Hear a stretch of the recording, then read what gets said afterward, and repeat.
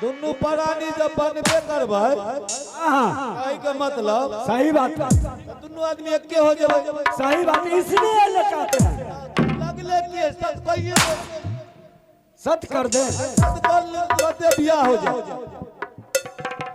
सत कर लेंगे तो शादी हो जाएगा। होते ना पूछो महारानी से, जो मैं सत करूंगा तो शादी करेगी। इन्हें सुना बोला ना, एक एगो बुद्धि है बुझला एगो बुद्धि नहीं दूगो बुद्धि बतावा ना। सत को ले हाँ सत करवा ले हाँ हां बुझले 12 बरस सदा बरस वे पटबो तब तोरा हम बियाह करबो। बा बियाह करबा त होना बियाह नहीं कर सकलियो। बीच में कहें हुई काम पहले तो बातें तमाम पता न क्या होता